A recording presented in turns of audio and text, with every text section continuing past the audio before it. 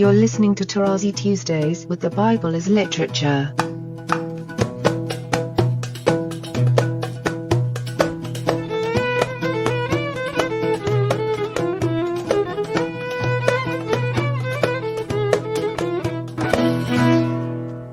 Hi, this is Father Mark Boulos, and you are listening to Tarazi Tuesdays with the Bible as Literature podcast. In today's program, Father Paul continues his discussion of Genesis chapter 26, reiterating the unique role of Isaac in the story while highlighting critical Hebrew wordplay that is simply untranslatable. I am happy to introduce Father Paul on the Bible as Literature podcast, Tarazi Tuesdays. Isaac is special in his own way. It's not special the way Abraham is special, but he's special in the sense that Abraham came from outside and died in Canaan. Jacob was born in Canaan and died in Egypt. The only one who was born in Canaan, never left Canaan even to look for a wife, and died in Canaan is Isaac. That is tremendous. But it's obviously a story. So when you say, I want to be like Isaac, you don't do like the Orthodox. You go and look at the icon of Isaac that you purchase for $300. That is the iconic Isaac. I'm talking about the scriptural Isaac. And his name is momentous because God is making fun of you. How could he ask you to live forever in the apartment of your neighbor when you have an apartment? On the way back from visiting my son, I had next to me a psychoanalyst who happened. At the end, she told me she was a Jew, and so she was interested in what I was doing, and I was sharing with her at one point. So you are saying that God in Scripture is a badass. I said, you said it, and I agree with you. You can't manipulate him. After the definition of Aristotle of what the good is. Notice this appearance, kalogakathia. The kalos and the agathos.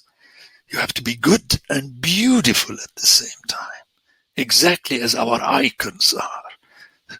I mean, are you kidding? Are you kidding?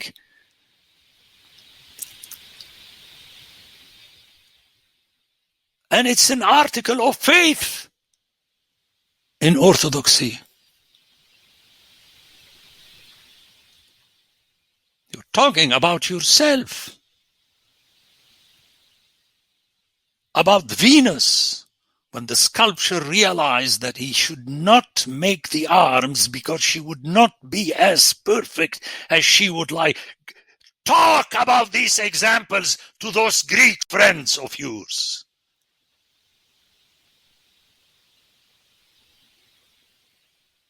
Ridiculous. Now, if I were a real Greek Orthodox, I just said, you see, the sculpture was already foreseeing the ugliness of Christ on the cross, and he did not want to. I mean, is that for real? As Archbishop Elpidophoros made Helen the mother of Constantine the Theotokos.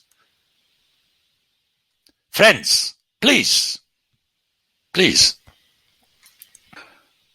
Okay, make sure not to cry when I pass on.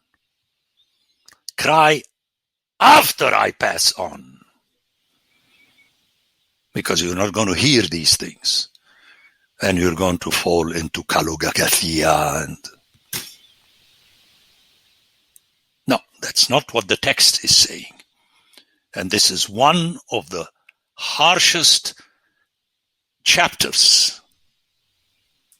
And notice it is introduced with, because Abraham obeyed my voice and kept my charge, my commandments. And you will realize soon that God is going to force Isaac to stay there against all odds. And he begins with the same story as with Abraham about his wife, which he presented as his sister Rebecca. But remember, in this case, there is a point because they were still young. Whereas Abraham earlier in 20 and 21, he was old. When he had been there a long time, Abimelech, king of the Philistines. Abimelech is a powerful name, which is, my father is king, meaning the king is God, and so on. And you could play. You see, preparing the play on the story of Samuel, where the people, under the pressure of the Philistines, wanted to have a king like the other nations. Now, people are telling me I'm looking ahead. It's because I'm making a podcast. But I don't need that. I would just listen to this, and when we get to 1 Samuel, I refer to that. It doesn't matter. By the second time you're hearing scripture, you'll figure out what's going on. That there is only one king, which is God.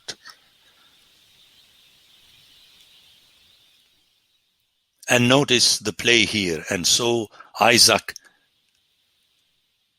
fondling Rebecca, his wife. And the verb is the pi'al of sahak, which is laugh, mesahek. Again, it's a play on the root sahak, yishak, which you cannot render in translations. And very often people decide whether he's forcing himself and so on, as in the case of Ishmael and Isaac and so on. It's ridiculous. It's the original sound that is important. And Abimelech, behold, she's your wife. Why did you say she's your sister? Abimelech said, and you have brought guilt upon us. In this, it rejoins your story of Abraham with Pharaoh. And Abimelech warned all the people, saying, whoever touches this man or his wife shall be put to death. This story of correcting oneself on the part of an outsider, we will hear it again in the story of the rape of Dinah in 34, where at the end the trouble was brought upon the people, not by the young man from Shechem, but by the two older brothers who forced the Shechemites to be circumcised, and then as circumcised and thus as their brothers killed them. And you know the ending of that chapter. Jacob told his sons, now we cannot live in peace with the nations surrounding us. Again, this is chapter 34. But when you get to 34, you cannot not remember chapter 26. And Isaac sowed in that land. So the author is describing him that he's really settling, when you get into agriculture. And reaped in the same year 100-fold. The Lord blessed him, and the man became rich and gained more and more until he became very wealthy, just by being Isaac. Later on, you will hear how Jacob had to toil for his uncle 7 years plus 7 years. He had possessions of flocks and herds and a great household, so that the Philistines envied him. Okay, whenever you have herd, it makes it, and even more camels, an expression of great richness.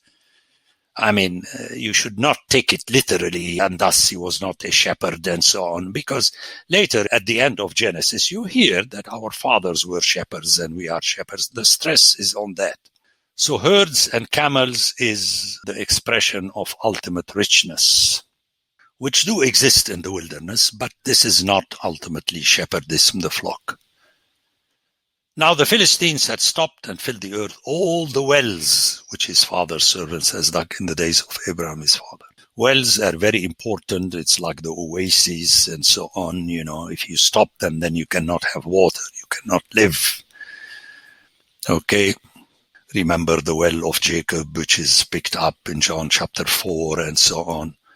Very important. I lived in Lebanon, and when you go to the villages, like next to Balamand, Richard, you remember that you had Qalhat, which is the immediate next door, and you had a fountain there. The people would go from home and fill their containers with water from the well. Okay, that's the way it is. And Abimelech didn't want his people to get in trouble with the people of Isaac and envy and so on, so he asked them to go away. So Isaac departed from there and encamped in the valley of Gerar and dwelt there. And Isaac went from there, and Yihan, it's a verb that is from the same root as encampment. So he encamped as intense in the wadi or torrent or deep river of Gerar and Wayesheb Sham. It's very powerful. So he uses at the end Yashab to dwell, but this happens in Gerar. And Nahal has the connotation of torrent water, like a wadi, When it rains a lot, then you could see the river. If not, it's like in Petra for those who visited there.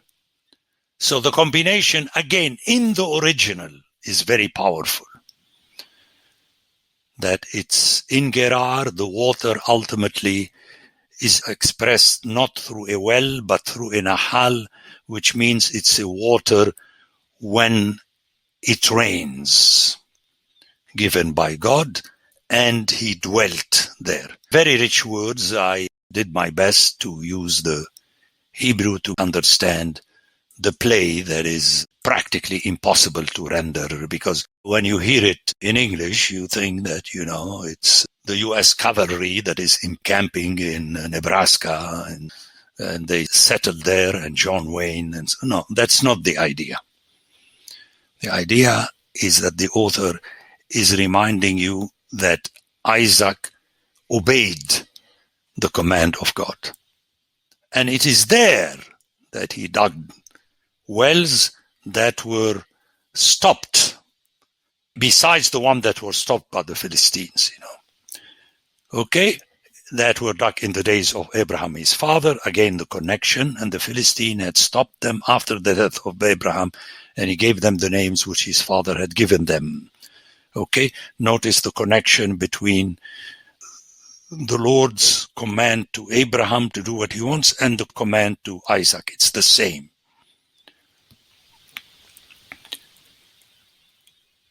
And then the servants dug in the valley and found there a well-springing water. But again, you have the introduction of the quarrel between shepherds. Okay? Notice the English has the herdsmen of Gerar, while the Hebrew has ro'ei Gerar, the shepherds. And that, for me, is inexcusable. And you have the root, rib, to quarrel, to debate, mainly in a court of law, as we shall hear it in the prophets, with God bringing his people to judgment by arguing with them. Okay? So, the ro'eh with the ro'eh, that reminds you of Abraham and Lot. See, just to go back to chapter 25, that you could see that ultimately the intention is to force the human beings to understand they share the same earth and they have to live on it. The earth is not a possession, and that's why my stress always on inheritance rather than possession as we have it in most modern Bibles. And I mentioned this earlier in one of my podcasts. A big irritation for me that in the book of Hebrew grammar that I opted for to teach the people of the Twin Cities, the author, who's very important scholar, systematically translates as the meaning, in the lexicon, Yarash as possess.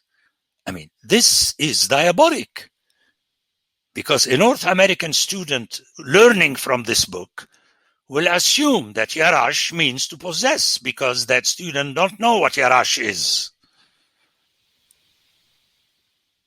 And these twists to make the text flowing into the language of Shakespeare is satanic. You have to force the people to hear it in the original. The Bible as Literature is a production of the Ephesus School Network.